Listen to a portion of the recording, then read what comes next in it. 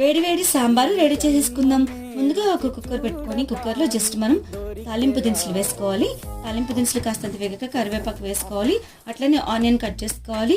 అలాగే ములక్కాయ, క్యారెట్, దోసకాయ చిన్న చిన్నగా కట్ చేసుకొని వీటిలో వేయించుకొని జస్ట్ సాల్ట్ వేసుకొని టర్మరిక్ పౌడర్ వేసేసుకొని మూత పెట్టుకొని ఒక 10 మినిట్స్ కుక్ అయిన తర్వాత బెండకాయ, వంకాయ, టమాటో కూడా వేసేసుకోవాలి.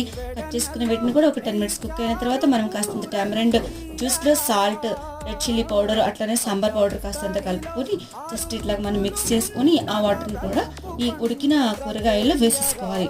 వేసుకున్నాక ఒక 1 గ్లాస్ వాటర్ పోసుకుంటే కాస్త కుక్ అయిన తర్వాత కుక్ చేసుకున్న కందిపప్పు ఉంటుంది కదండి, ఆ రసం కూడా వేసేసుకుంటే మనం వాటర్ ఒక 500 ml కాస్తంత వేసుకొని మరిగించుకుంటే వేడివేడి సాంబార్ రెడీ అయిపోతుందండి. ఈ సాంబార్ మనం మంచిగా రైస్లోకి తీసుకుంటే చాలా బాగుంటుంది. కాస్తంత బెల్లము అట్లనే కొత్తిమీర గార్నిష్ చేసుకుందాము. చాలా టేస్టీగా ఎమ్మీగా ఉండే సాంబార్ మీరు కూడా ప్రిపేర్ చేసుకోండి. ఈ విధంగా ప్రిపేర్ చేయండి. Thanks for watching. Please like, share and subscribe.